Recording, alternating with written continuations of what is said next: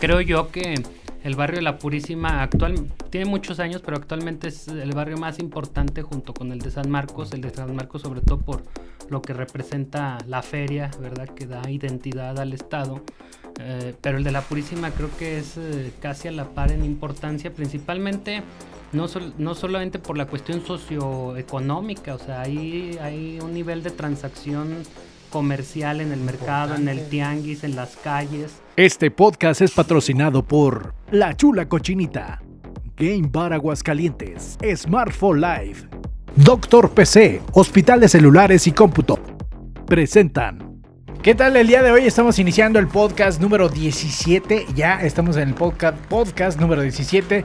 Muy contentos de recibir a nuestros invitados como todas las semanas. Y el día de hoy tenemos la presencia aquí en la cabina del maestro Noé García, a quien le queremos dar la bienvenida. ¿Qué tal, Noé? ¿Cómo estás? No, muy bien, muchas gracias. Un gusto volver a reencontrarnos, Israel. Después de varios años de ser ahí amigos de la infancia, ahí en el barrio de La Purísima. Oye, pues el día de hoy traemos un tema muy interesante para todas las personas que nos están escuchando y viendo en las diferentes plataformas de Radio Aguas.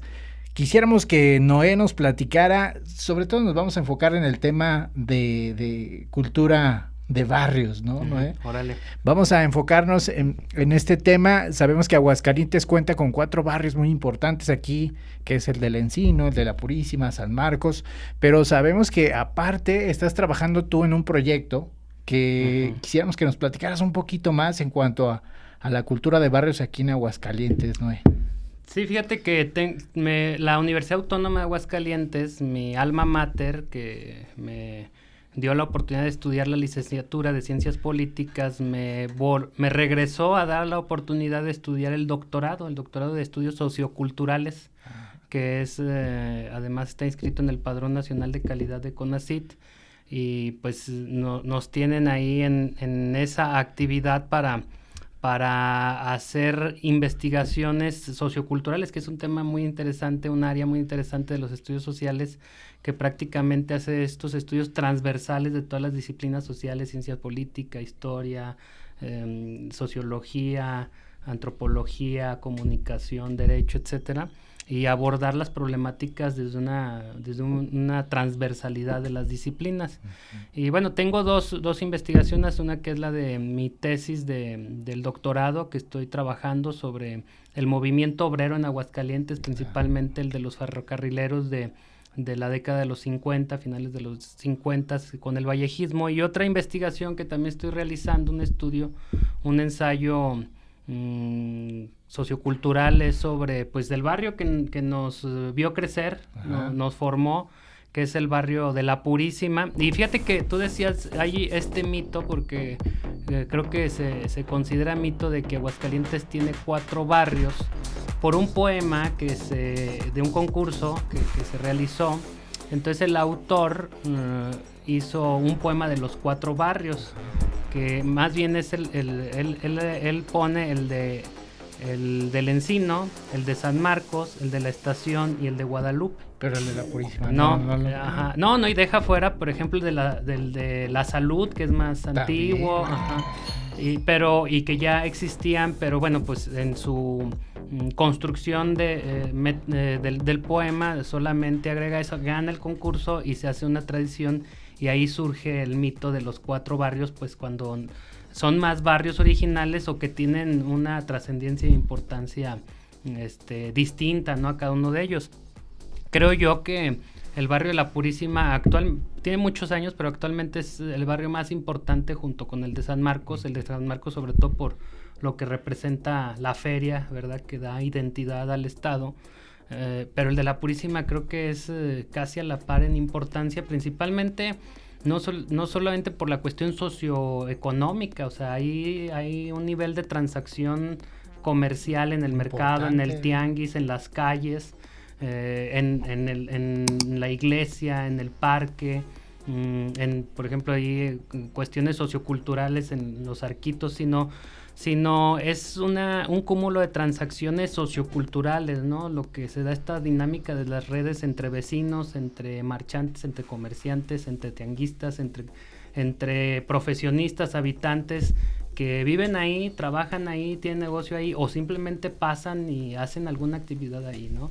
Creo que es el barrio junto con San Marcos actualmente más trascendente en Aguascalientes, y por eso estamos estudiándolo, haciendo una serie de ensayos que están valorándose para su publicación en una edición editorial. Ahora bien, en el caso del barrio de La Purísima en concreto, en este ensayo que nos vas a platicar o que nos estás platicando, vas a involucrar la cultura, obviamente, del barrio, las cuestiones económicas del barrio, pero el fin de esta investigación es para que se dé a conocer o se reconozca como un barrio. Fíjate que parte del problema, el planteamiento del problema es que quiero dejar constancia de lo que es una dinámica sociocultural de un barrio, podría ser cualquiera, ¿verdad? Uh-huh. En este caso, pues un barrio de Aguascalientes, y en este caso el barrio de La Purísima, pero creo que muchas de las cosas pudieran tener características barrios de otros estados o hasta de otros países.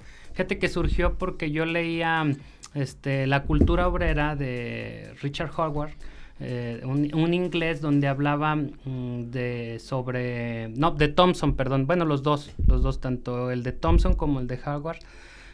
Lo leía y ellos hablan principalmente de las colonias trabajadoras de Inglaterra de 1940, y empecé a encontrar yo muchas cuestiones similares a lo que nosotros vivimos de niño. Ajá. O sea, la importancia de la madre, de la figura paterna, de las distracciones de los niños, de cómo genera habilidades blandas, de la cuestión de los patrimonios, de los dichos, de las historias, anécdotas, etcétera, etcétera. Yo decía, ¿cómo yo puedo sentirme identificado con un relato de un barrio de Inglaterra, algo tan lejos, y además de hace tanto tiempo? Ajá. Pues que tenemos cosas en común, y yo creo que muchos de los que podrían leer lo que estoy trabajando, a lo mejor en unos años, o ya más grandes que nosotros, o de otros estados, o hasta de otras partes del mundo, principalmente latinoamericana, van a encontrar algunas coincidencias. Entonces dije, es necesario rescatar esas vivencias, eso que ocurrió, que vivimos, pues para dejar constancia, ¿no?, de la importancia. Y entonces así surgió el proyecto de los ensayos sobre el barrio de La Purísima, ¿no? Y hacemos una recapitulación desde histórica, arquitectónica, social, cultural, económica, familiar, afectiva, cuestiones de distracción, de la violencia también, de las fraternidades que se hacían, de las distracciones, de las vacaciones, de la importancia de la escuela, etcétera. Se hace un gran repaso que yo creo que pues va a resultar de interés para muchos, y también para Aguascalientes, dejar esa constancia. Ahora bien, si bien los gobiernos, tanto municipales, estatales, han estado trabajando en rescatar los barrios de Aguascalientes, creo que el ensayo que tú estás trabajando y la forma en que me lo estás platicando es algo que puede contribuir a que a lo mejor gobiernos futuros digan, caray, fíjate que estaría bueno que tomáramos en cuenta el barrio de La Purísima para, no sé, crear algo más cultural, porque bueno, en la actualidad es muy comercial, ¿no? El barrio de La Purísima es muy comercial, pero que se hiciera algo cultural. Por ejemplo, en el caso del Encino, ahí sí se ve que bueno, que sus fiestas se hace tradición ahí un pequeño tianguis también, pero el barrio de La Purísima como que le falta esa parte, ¿no crees? Es que tiene una personalidad y característica propia y particular, yo creo que también muy bondadosa, y como bien lo dices, a lo mejor falta que haya una política que trate de potenciar eso, rescatar su esencia y demostrarla. Te voy a contar un poco cómo surge el barrio de La Purísima. A diferencia de las colonias que se planean, o los fraccionamientos, donde un ingeniero, una empresa dice, vamos a trazar las calles aquí de estas medidas, los terrenos, etcétera. Los barrios van surgiendo prácticamente de manera espontánea, ¿no? Uh-huh. Se van colocando por circunstancias de dinámicas económicas, sociales o culturales. Y en el caso de La Purísima, primero estaban era el barrio de Los Caleros, porque ahí había hornos de cal, era una parte de las orillas de aquel Aguascalientes, y entonces ahí había los hornos de Los Caleros, pero además pasaba por ahí la calle principal de aquel viejo Aguascalientes, que era la calle Centenario, la que hoy es Juan de Montoro. Por ahí pasaba el tranvía, entonces era un punto intermedio entre el centro de la ciudad y dos cosas muy importantes, que eran los baños de Alameda, de Ojo Caliente, y la estación de tren. Entonces el tranvía, había una parada intermedia. También había huertas, por ejemplo, como la Huerta Game, entonces había mucha cosecha de hortalizas, verduras, etcétera. Y entonces, aprovechando, muchos de los trabajadores o los mismos dueños de las huertas empezaron a poner puestos de vender esos productos ahí. Esa es una primera etapa del surgimiento, cómo van poblándose esa parte. Estamos hablando más o menos de qué año, ¿no? A finales de 1800. A finales de 1800. En 1900, la iglesia en Latinoamérica y en Aguascalientes tiene una preocupación. En las ciudades donde llega el ferrocarril se empieza a dar un fenómeno de normalmente traen trabajadores anglosajones con una cuestión religiosa protestante. Entonces no fue la excepción el caso de Aguascalientes. En el caso de Aguascalientes, con la llegada de la estación del tren y posteriormente los talleres, empieza a surgir algunas iglesias de corte cristiano protestante. De hecho, hay 3 iglesias cercanas ahí a la Purísima. Una en Juan de Montoro, una en Madero y una acá por Primo Verdad y Cosío. Sí. ¿Verdad? Entonces, la iglesia hace la iglesia como institución pide hacer un templo donde intercepten a los trabajadores del ferrocarril entre la estación y estas iglesias, para tratar de hacer propaganda y recuperar a muchos de los que estaban pues ya teniendo algún interés por este otro tipo de religiones. Exactamente. Entonces ahí, junto con la esposa de Pasillas, se me fue ahorita el nombre, pero bueno, donan ese terreno para la construcción de un templo en 1900. Entonces en 1900 se da la donación y se encarga la construcción, se le encarga a Refugio Reyes el proyecto del templo de la Purísima, exactamente. Al que llamaban al arquitecto sin título, ¿verdad? Uno de los baluartes, aunque no era Aguascalientes, acogido, que además vivió en la Purísima, en la calle Juan de Montoro, y sus hijos tienen todavía propiedades ahí en La Patos. Los hijos o nietos ya más bien de Refugio Reyes. Sí, dato interesante que nosotros aquí. Sí, de hecho ahí está toda la casa, la rescató el Ayuntamiento de Aguascalientes, está rescatando la casa, está haciendo una especie de centro cultural. Bueno, entonces le encarga el proyecto alrededor del 1900 y empieza la construcción, pero pues faltaba recurso y dinero, ¿no? Empiezan muy lentamente. Me imagino que entregar por partes, como antes se usaba, no era así como que se inicia el proyecto y en 3 años lo entrega, ¿no? La entrega fue hasta 1919, 1920, o sea, tardó alrededor de 20 años la construcción, aunque ya empezaban a auspiciar misas ahí con los avances que se tenían, pero ya hasta esas fechas ya es cuando oficialmente se entrega la obra. Pero entonces, culminada en 300 puntos, porque no tenía torres, luego después construyeron una torre y luego ya la segunda torre. Oye, entonces es por eso que el templo corta con el tránsito, pues, que normalmente vendría siendo del tranvía que me platicas, ¿no? No, bueno, el tranvía agarraba Alameda. Okay. Y ahí también hay un proyecto de embellecimiento de la Alameda, con una cuestión afrancesada, con jardines en medio, con algunas obras ahí homenajeando algunas cuestiones, y entonces eso también ayuda a que empiece a embellecerse, y entonces los caleros, los comerciantes pues empiezan a poblarse de ferrocarrileros, de trabajadores, porque luego normalmente sus familias vivían acá en el centro de la ciudad, les quedaba lejos y empezaban a comprar terrenos o propiedades, las remodelaban y empezaban a poblar ahí el barrio. Oye, pero fíjate, estamos hablando de que en estos años se le hacía lejos las distancias centro y estación del ferrocarril. Ahorita en la actualidad pues es rapidísimo esto. Así es. Pero todo esto que nos estás platicando no es prácticamente el ensayo que tú bueno, esto es el inicio. Ok. Es el inicio. Es el inicio. Sí, el inicio. Luego abordamos la cuestión arquitectónica, histórica arquitectónica, como los trazados de las calles, porque luego son laberínticas. Sí. Quienes viven ahí, pues toman atajos y se van por aquí y por allá. Quien no, pues nada más se va por las avenidas principales, ¿verdad? O sea, pero sí la conformación es un poco labiríntica, porque estamos hablando desde parte de Héroe Nacosari, un poquito más de Madero, hasta pasando Zaragoza, hasta López Mateos, ¿no? Esa es como la conformación de la parroquia y del barrio de la Purísima. Bueno, la parroquia llega hasta Vázquez del Mercado, una parte de Vázquez del Mercado. Okay. Ajá, entonces, si tú te fijas, o sea, no es una conformación homogénea.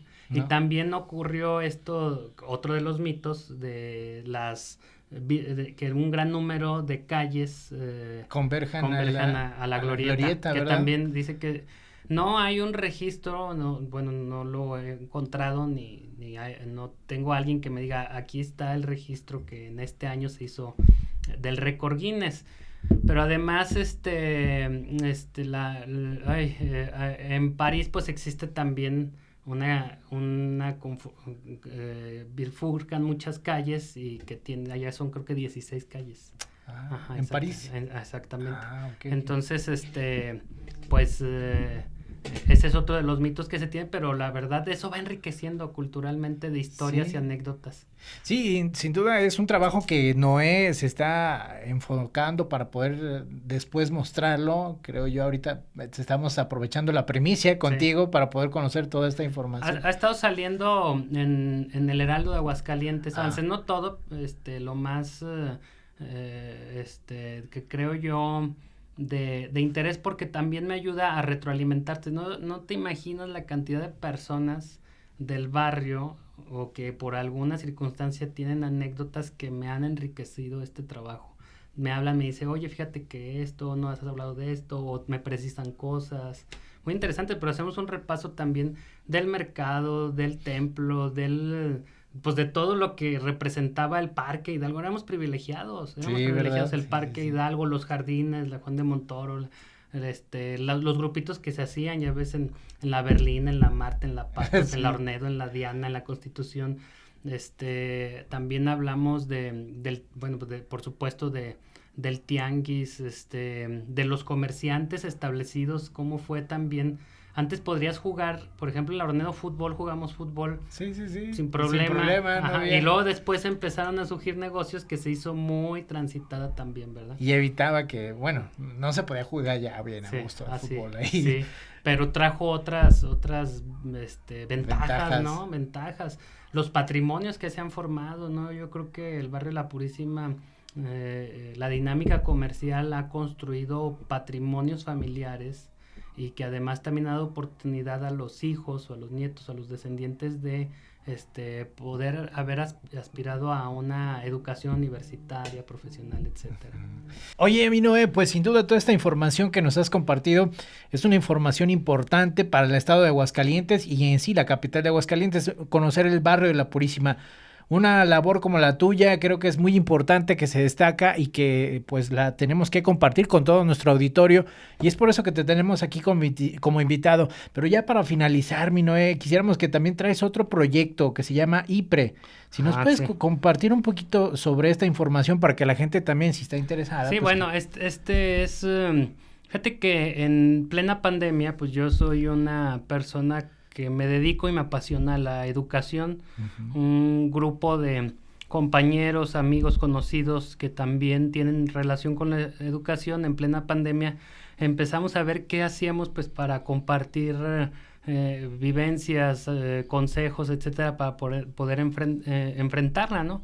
Fue tanto la aceptación que se empezó a ampliar el número de participantes, primero de forma virtual, cuando fueron generándose mejores condiciones de forma semipresencial con todas las medidas, que empezamos a hacer varias actividades. Una de ellas le llamamos las ágoras de reflexión, donde invitamos a un especialista y un grupo de académicos, maestros, maestras, investigadores, reflexionan con él de una manera multidireccional, ¿no? Con distintas formas, usando la tecnología, mesas de trabajo, etcétera. Y en esas mesas nos han acompañado personalidades académicas como el doctor Guillén, ahorita rector de la UTR, el mismo Otto Granados, que fue gobernador de Aguascalientes, secretario de Educación de México, de la SEP, Petra Llamas, Camilo Mesa, Coco Ballín, y además también esto es en las ágoras de forma presencial. Tenemos otro formato que en los Twitter Space, que son salas de audio tipo podcast, pero en vivo, donde pueden participar usuarios de Twitter, y ahí hemos tenido figuras de talla nacional e internacional, ¿no? Silvia Smelker, Alma Maldonado, Iván Moreno, que es vicerrector de la Universidad de Guadalajara, y que ahí pues han tenido la oportunidad maestros de Aguascalientes poder compartir con ellos charlas interesantes, ¿no? Evolucionó tanto, fíjate, que hemos sido considerados como uno de las de los espacios de reflexión educativa independientes y ciudadanos más influyentes en el estado y la región, ¿no? Entonces esto nos hizo que evolucionáramos una asociación civil. Actualmente somos una asociación civil que es la Iniciativa Permanente de Reflexión Educativa, que es IPRE. Ajá. A ver, ¿cómo? Iniciativa Permanente de Reflexión Educativa, IPRE, y que ahí hacemos distintas actividades. Tenemos una gaceta, un órgano de difusión donde ahí se mandan de forma sintética las noticias más importantes de materia educativa, de investigación cultural, y también se tiene un espacio editorial de opinión donde pues se da oportunidad a maestros, maestras, investigadores de Aguascalientes para poder ahí proyectar sus ideas y seguir reflexionando, ¿no? Además, pues trabajamos de manera activa con instituciones educativas, universidades. Principalmente nos enfocamos en preparatorias y universidades con las autoridades, pues para generar mejores condiciones del ambiente educativo y poder aportar ideas a las políticas públicas educativas. Aguascalientes tiene una tradición educativa muy importante, muy fuerte, no producto ni de un sexenio, ni de una persona, ni de un funcionario, ni de una ley, sino es de una base, creo que dos aspectos importantes: una base magisterial que muy bien soportada en educación básica, en preescolar, primaria, secundaria, y una base académica de académicos, catedráticos en educación media y superior con mucha calidad y curiosidad intelectual para seguir preparándose, y que esto se vea reflejado en los alumnos, ¿no? Y en las instituciones. Eso ha sido por muchos sexenios. Yo creo que desde el que más resalta a veces es el sexenio de Otto Granados, cuando se hace la descentralización, pero yo creo que desde el profesor Reyes Esparza, yo creo que empezó a darle una buena dinámica en el magisterio educativa, y pues ha generado esta tradición, ¿no? Y te digo, no es producto ni de un sexenio, ni de un funcionario, ni de una persona, sino es una tradición educativa, y que creo que hay que seguirla protegiendo, impulsando, fomentando, exactamente. Oye, Noé, pues sin duda ha sido muy corto el podcast desde el día de hoy. Si tienes oportunidad en otra ocasión, si nos aceptas otra invitación para hablar más a detalle de estos temas tan interesantes. No, claro. Y obviamente que la gente conozca más de nuestro estado y que conozca más de lo que se está haciendo, porque hay mucha gente que luego ignora todo este trabajo que ustedes hacen, ¿no? Pues sí, si quieres, o también podemos invitar a alguien de los que pertenecen al IPRE a que hable y profundice sobre las cuestiones educativas, de lo que se está haciendo desde nuestras trincheras, Y pues la verdad, corto pero sustantivo. Sí, es cierto. Oye, ya nada más para concluir las redes sociales, porque sé que hay redes sociales donde pueden seguir IPRE, ¿verdad? Sí, es, bueno, en Twitter, Facebook, TikTok, Instagram, prácticamente como IPRE MX o IPRE AX, ahí ok. nos encuentra. Muy bien, Noé, pues muchísimas gracias por haber estado conmigo. No, gracias a ti, gracias Israel. Oye, si deseas agregar algo más ya para despedirnos del auditorio. No, que estén al pendiente, estos ensayos y artículos de La Purísima los pueden encontrar en el historial del Heraldo de Aguascalientes, en mi columna. Yo tengo más de 10 años con una columna de opinión en el Heraldo de Aguascalientes, ahí pueden checarla y que estén pendientes porque está en valoración para su publicación como un libro para dejarlo. Entonces, ¿cuándo? No sé, pero está en ese proyecto, sí, ya se está valorando por algunas instituciones, algunas editoriales, o sea, va muy bien, nada más pues es un proceso largo, largo, ahorita está en la etapa de la revisión, edición y todos los detalles que tiene, y luego uno lo vuelve a revisar y dices, ay, me faltó agregar, y ponle, quítale, no, y le agregas más, otro capitolito, otro párrafo, y es algo que un libro nunca se termina, tienes que tomar la decisión de pararlo, porque si no le sigues, le sigues, así es. No, pues un gustazo. Muchísimas gracias, y bueno, síganos también a nosotros en las redes sociales, ahí como Radio Aguas en YouTube, dele click a la campanilla, en Facebook Radio Aguas también, y gracias a nuestros patrocinadores como lo es Smartphone Life, Doctor PC, Hospital de Celulares y Cómputo, Game Bar Aguascalientes y el Viajes Base. Muchas gracias a todos ellos. Nos despedimos. Este fue el podcast número 17. Adiós.